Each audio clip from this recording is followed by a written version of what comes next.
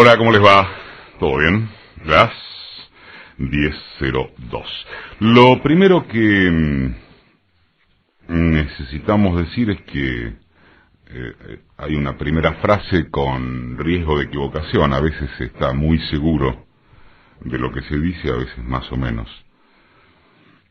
A riesgo de equivocación, entonces, y lo personalizo, tengo la impresión de que la semana después arrojó, al menos por lo leído y escuchado en los medios, una mayoría de razonamientos más propios de las calenturas que del repaso y reposo esperables, cuando transcurren los días siguientes al hecho, a un hecho. Se entiende que ante determinadas circunstancias lo primero que uno hace es agarrarse la cabeza, pero después hay que soltarla. Hubo apuntes muy interesantes, aunque, de nuevo, solo una impresión, tuvieron el carácter de sueltos, de inarticulados, de haber tomado el todo por la parte. Haya sido así o no, asumamos otro riesgo sin ninguna pretenciosidad. Tratemos de ensamblar, de entender contradicciones, de hurgar mejor en ciertos datos y antecedentes.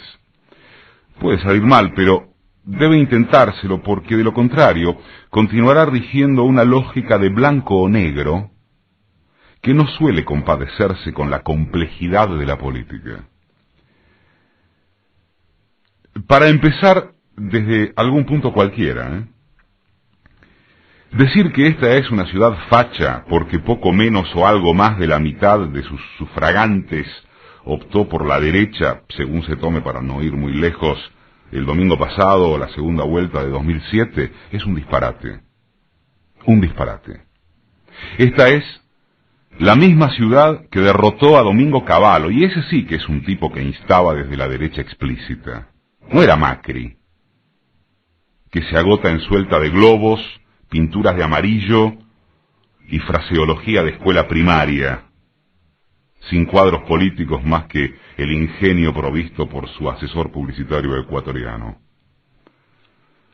Esta es la misma ciudad que entrega una oferta cultural en el más amplio sentido del término, de escaso parangón mundial.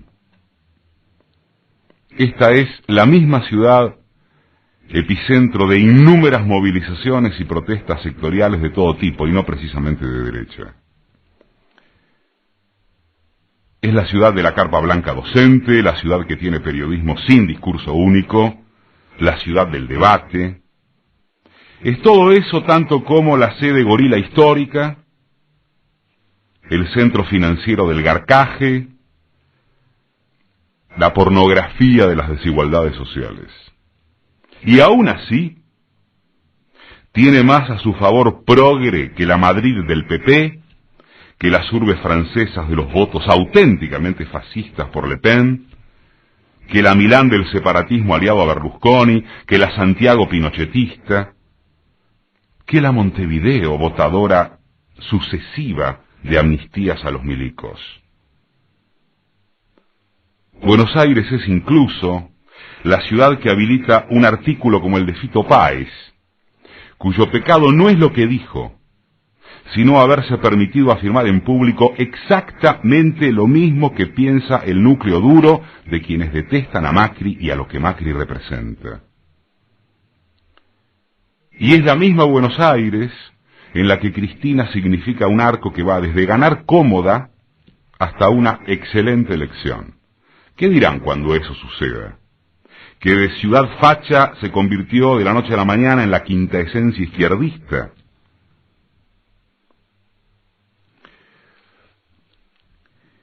Hay un aspecto de lo sucedido el domingo que llama poderosamente la atención. Bueno, me llama poderosamente la atención. Con 20 puntos de diferencia, que se lo mire por donde se lo mire, es una victoria numéricamente aplastante. insospechada y con pinta total de irremontable, no hubo festejos públicos de ninguna naturaleza, solo los globos y los pasos de baile en el Búnker Pro. El domingo pasado en esta ciudad no se escuchó ni un bocinazo. Nada de nada. ¿Cómo es posible que semejante detalle fuera pasado de largo? ¿Cómo puede ser que no se haya reparado con énfasis en el modo formidable con que eso expresa el segmento descafeinado de la victoria macrista? Compárese esa indiferencia con los cacerolazos de la tilinguería cuando el conflicto con el campo, con los despotriques contra la yegua montonera, con el quilombo que armaron, con los actos que desplegaron. ¿Dónde estuvo este domingo el entusiasmo facho? ¿Por qué no salieron a la calle con 47-27? ¿Por qué? ¿Será que la sencillez de lo ocurrido es menos binaria que adjudicar la distancia en las cifras a una horda de pensamiento garca? ¿Será que solamente se trata de que las cosas son percibidas como en un buen rumbo y que no tiene sentido cambiar en ningún lado? En lo que va del año, ya van 8 elecciones, 8, y en todas, con sus bemoles, Catamarca, si se quiere, ganaron los oficialismos.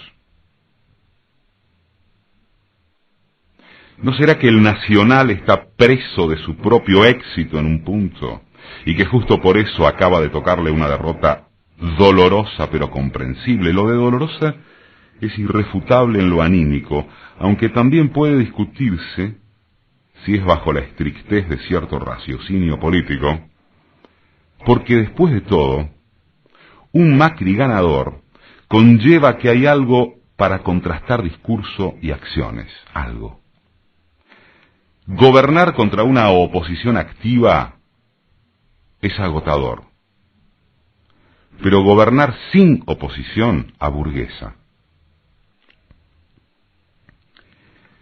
Se habló también de las características aguachentas del candidato Filmus, y en voz baja hay kirchneristas que son todavía más ácidos al respecto, más despectivos. Sin embargo, juicios de igual procedencia citan la inteligencia del macrismo al plantear una campaña de paz y amor, sin ataques, carente de toda altisonancia. Oigan, si esto último fue así, si en efecto resultó decisivo acertarle al tono de contracté para sacar semejante diferencia, vaya entonces con lo que habría ocurrido con gente mucho más agresiva que Filmus, como Vudú o el propio Tomada. En todo caso, lo que correspondería cuestionar es la estrategia de la presidenta.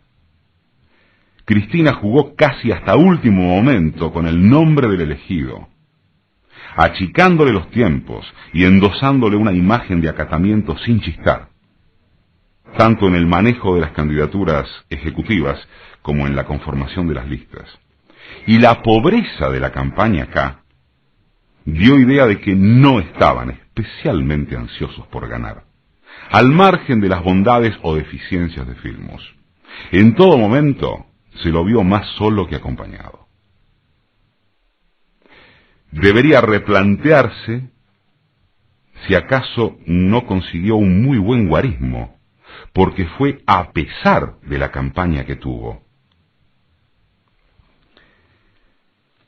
A la hora de sorprenderse por los números, a la hora de no sorprenderse por los números, mejor, igualmente hay que pensar en cuál fue el destino del voto radical tradicional.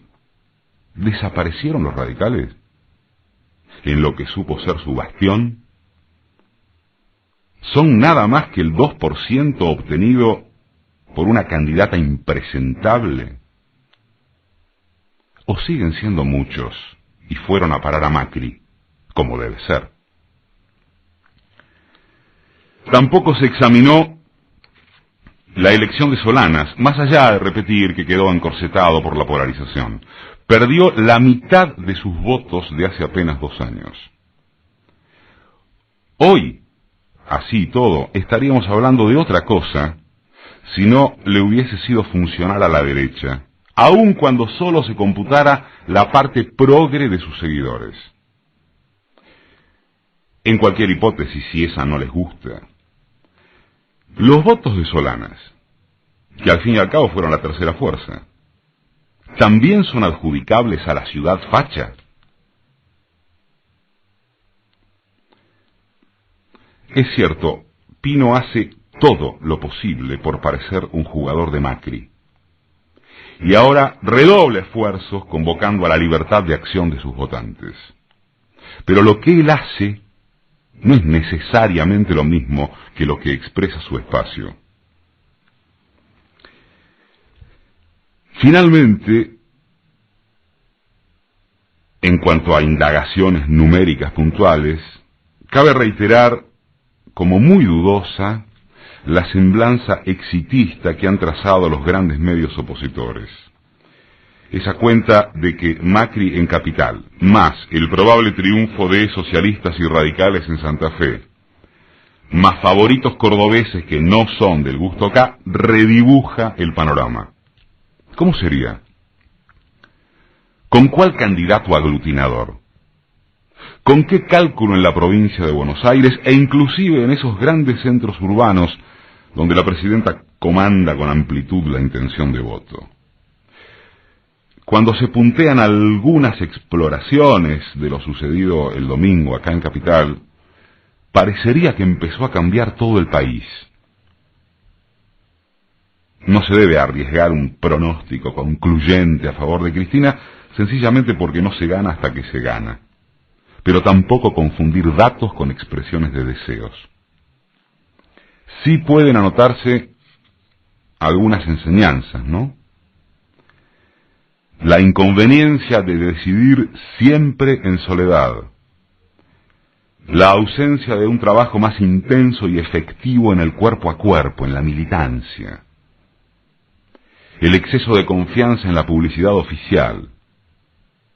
Aspectos todos, entre otros, que hasta aquí no parecen afectar la proyección presidencial, pero que ponen luz amarilla sobre una manera de construir política demasiado entregada a lo emocional, a la mera suma de votos, a las encuestas favorables, al Cristina todo lo puede.